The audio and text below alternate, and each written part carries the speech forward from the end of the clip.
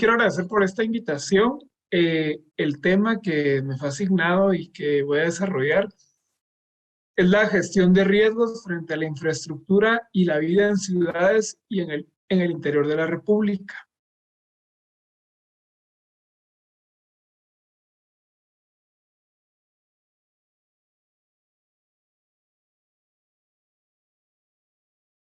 Bueno, y para presentarme brevemente, yo soy licenciado en arquitectura, egresado de la Universidad de San Carlos. Tengo 11 años de experiencia trabajando en proyectos de planificación, diseño y proyectos de construcción. Eh, Tengo dos maestrías que tuve la oportunidad de estudiar en España. Eh, Estudié un posgrado en el INCA de Costa Rica y un curso de habilidades de negocios en la UNAM durante el año de la pandemia, que lo tuve que terminar en línea, pero cada una de esas experiencias ha sido muy gratificante. Y bueno, eh, les voy a mencionar algunos términos a considerar. El número uno es el riesgo, que es la posibilidad de que se produzca un contratiempo o de que alguien sufra algún daño. Y cabal, lo que mencionó, digamos, Leonel, la primera persona, sobre la seguridad industrial, muy importante, ¿verdad? Que los accidentes nadie se los espera y suceden, ¿no? Lamentablemente. El término número dos, gestión de riesgos, es el proceso de identificar, analizar y cuantificar las probabilidades de pérdidas y efectos secundarios que se desprenden de los desastres, así como las acciones preventivas, correctivas y reductivas correspondientes que se deben aplicar o que se deben emprender. Y la infraestructura es el conjunto de instalaciones necesarias para el desarrollo de una actividad o para que un lugar pueda ser utilizado. Si estamos hablando de términos de construcción, por ejemplo, puede ser un edificio, las instalaciones de agua potable, de drenajes, la electricidad.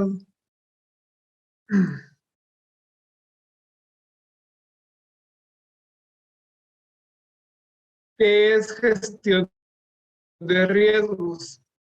Es el proceso de identificar, analizar y cuantificar las probabilidades de pérdidas y efectos secundarios que se desprenden de los desastres, así como la aplicación de acciones preventivas, correctivas y reductivas.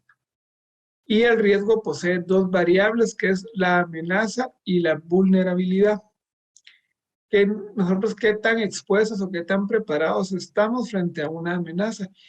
Y ese realmente es nuestro trabajo, ¿no? Porque los desastres no se pueden evitar, por así decirlo, si son de causa natural, pero nuestra forma de actuar sí puede incluso definir nuestra vida y si nosotros nos vamos a salvar, ¿no? Y ambas son condiciones necesarias para expresar el riesgo, el cual se define como la probabilidad de pérdidas en un punto geográfico definido y dentro de un tiempo específico. Lo que mencionaba anteriormente Víctor, ¿no? Por ejemplo, en el caso de un sismo, eh, en qué zona y cuánto tiempo dura, ¿no? Y de ahí se parte. Mientras que los sucesos naturales no son siempre controlables, la vulnerabilidad sí lo es. Aquí una gráfica donde cabal se indica que una amenaza natural no se puede controlar, está afuera de nuestras fuerzas humanas y capacidad, por así decirlo. Y la vulnerabilidad es qué tanto riesgo tenemos, qué tan preparados vamos a estar frente a una amenaza. Eh, en el caso de las naturales, sí es muy complicado, ¿no? Huracanes, terremotos, o sea, realmente lo que nos queda es aplicar nuestros conocimientos para evitar en lo posible estar en el lugar y exponernos.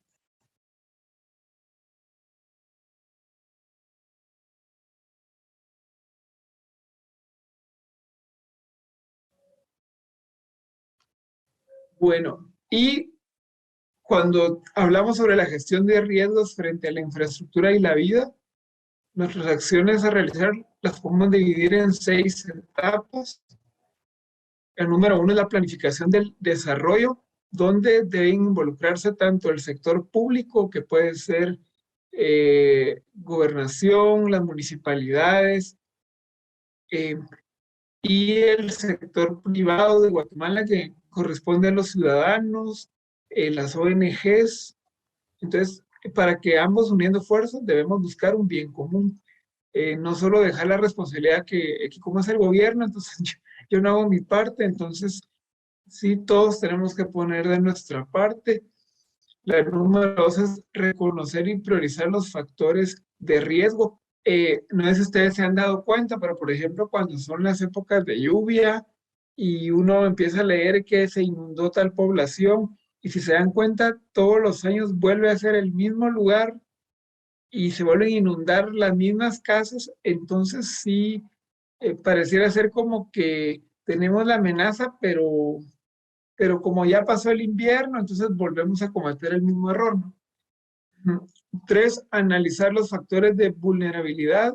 Tenemos que entender nuestras causas y efectos respecto a esos factores, ¿no? Por ejemplo, eso es como cuando alguien padece del azúcar, ¿no? Y no tiene una dieta adecuada y uno lo sabe, ¿no? Y entonces la vulnerabilidad, digamos, en la construcción es similar, ¿no? O sea, nosotros sabemos, por ejemplo, si hay un río cercano donde no debemos construir, eh, qué medidas aplicar, ¿verdad? Número 4, formular opciones correctivas y prospectivas. En este aspecto entran las medidas de mitigación y prevención. Por ejemplo, al momento de, digamos en mi caso, que se diseña un edificio, qué áreas son de circulación, que no debemos, digamos, colocar ningún mobiliario, tenemos que dejar libre las áreas, por ejemplo, las salidas, que las puertas estén en abatimiento hacia afuera, y pareciera ser que son cosas tan sencillas, pero al momento de una amenaza, son segundos, ¿no? Entonces, es la diferencia entre salir bien o que existan pérdidas humanas. Número 5 es concertar inversiones y evaluar los recursos disponibles. Eh, que, digamos, en cualquier proyecto, ¿qué tanto dinero estoy dispuesto yo a invertir? Que va a ser como un bien a mi futuro, ¿no? Por ejemplo, si yo utilizo el equipo de seguridad industrial, al final, digamos, si yo no tengo accidentes con mis trabajadores, por ejemplo, eh, digamos, todo va a funcionar mejor en el trabajo, no hay pérdidas humanas. Al momento de haber una pérdida humana, hay que indemnizar a las familias. Es delicado, cualquiera puede ser. Y número 6, tomar la decisión de reducir los factores de vulnerabilidad y es la aplicación de planes estratégicos en la realidad, ¿verdad? Dar seguimiento. Por ejemplo, hoy nos pudimos equivocar en esto, pero al aplicar estas medidas, nuestros resultados tienen que ser mejores, no tienen que ser más favorables.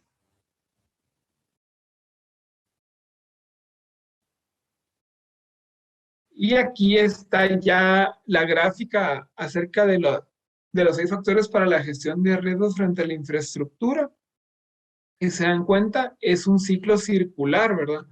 Todo está ligado, no es secuencial, digamos que de un paso al otro, sino que siempre se va retroalimentando y cada vez podemos mejorar, ¿no? Yo creería que lo más importante es empezar con la planificación, ¿no? En cualquier, digamos, proyecto, cualquier situación que uno haga, pues sí sentarse uno y, y desarrollar, digamos, las ideas que nos convienen, tomar en cuenta el número de personas involucradas, ¿no? También es muy importante. Eh, respetar, por ejemplo, eh, las áreas de trabajo, por ejemplo, las áreas de los edificios, verificar también en qué podemos mejorar, ¿verdad? No solo tomarlo como teoría y bueno, yo ya cumplí en papel y ya, sino que realmente funcione, ¿no? Aquí un ejemplo, y mencionaba sobre las inundaciones en calles y avenidas, y se puede ver también, por ejemplo, en los pasos a desnivel, ¿no?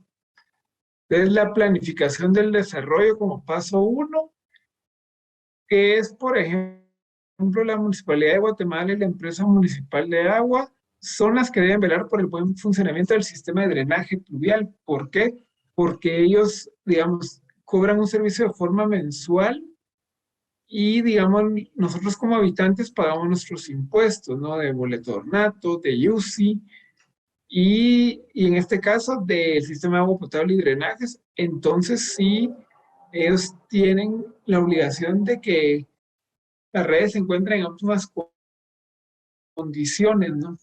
Esa es por parte de la entidad pública. Por parte de nosotros, como es, por ejemplo, la basura, ¿no?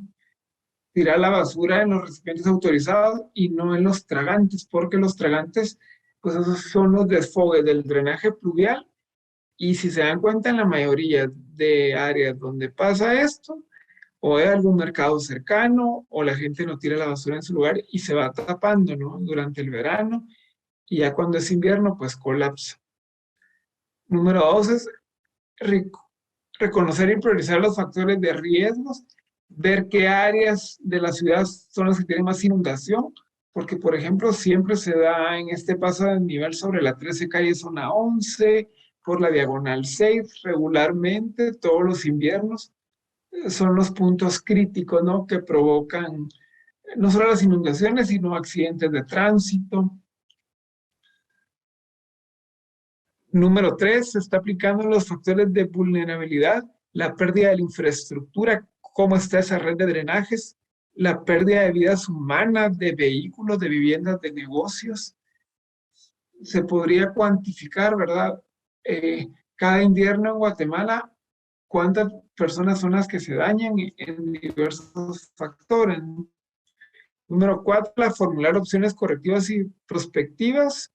Lo que les decía es la revisión de la red de infraestructura por parte de la comuna municipal e invertir en el mantenimiento de la red de drenaje, ¿no? Porque, por ejemplo, los proyectos de construcción en la ciudad, cuando son edificios, por ejemplo, ellos pagan como sector privado los colectores, que son la tubería de más de 1 metro de diámetro, y entonces sería de revisar periódicamente esa tubería. Y, por supuesto, a los habitantes que tienen basura, que se podría aplicar una multa de 1.000 quetzales si a usted se le sorprende tirando la basura en tragantes. Y uno diría, bueno, podría un monto elevado, pero lamentablemente así es como se aprende. Y uno lo puede ver en otros países, digamos, de mayor desarrollo, las leyes son pues muy exigentes y sí te multan. Entonces la gente aprende a cuidar su dinero haciendo caso, ¿no? Número 5, concertar inversiones y evaluar recursos disponibles. Mediante el pago de impuestos se puede analizar los programas de inversión pública en la construcción de los nuevos drenajes, invertir ese dinero que nosotros pagamos como habitantes de forma mensual para el mantenimiento de las redes existentes. Y de nuestra parte, como sector privado, pues también invertir también en tener nuestra casa bien, ¿verdad? Porque muchas veces las casas se construyen, pasan los años y nunca se les da mantenimiento. Y sí es importante, hay casas que tienen más de 50 años y nunca se les ha cambiado una tubería y todo.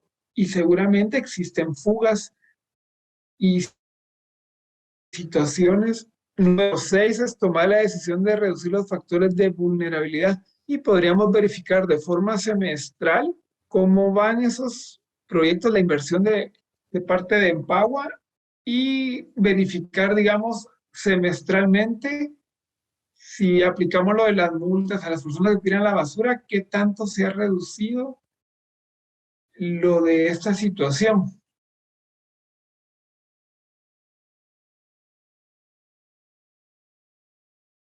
de aquí algunos ejemplos y como pueden ver, ¿verdad? Este es el paso a nivel sobre la 13 calle. Todos los inviernos se inunda y pues aquí los drenajes sí es increíble la cantidad de basura que se llega a colar en ellos.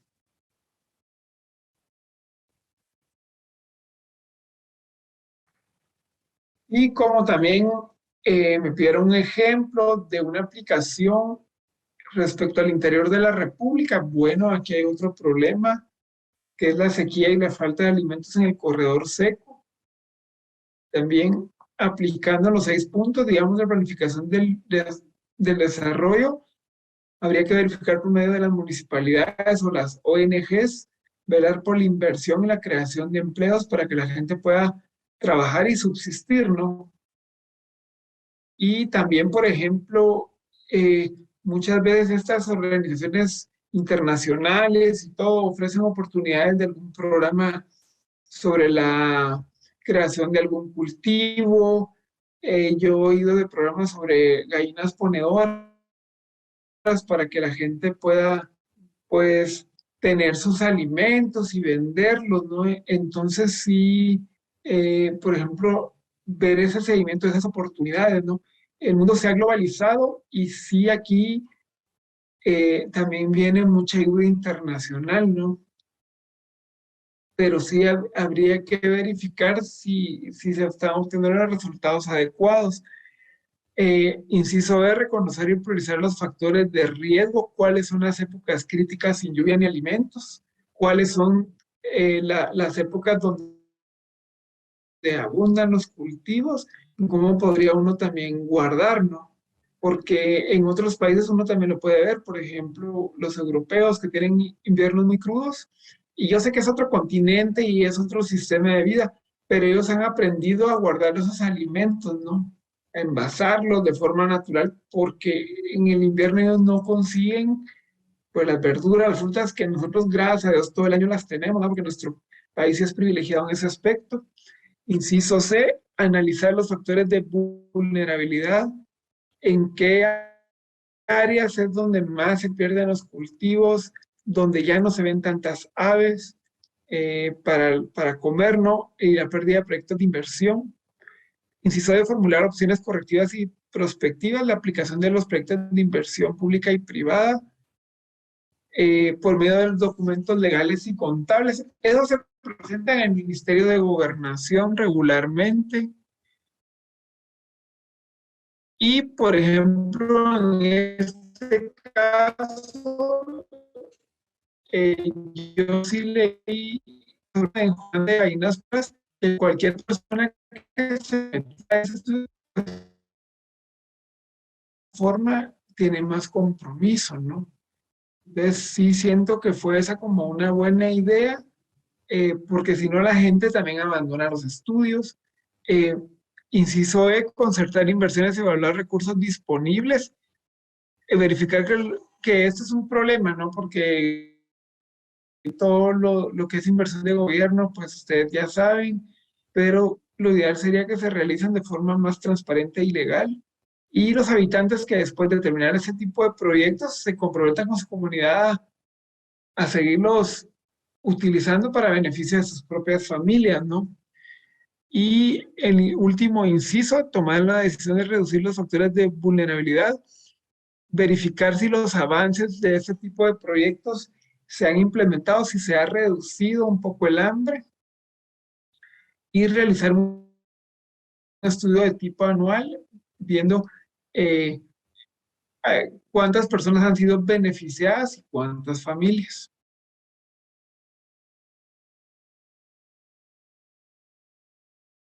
Y aquí algunos ejemplos, por ejemplo, esta ONG que apoya mucho es el Banco de Alimentos de Guatemala.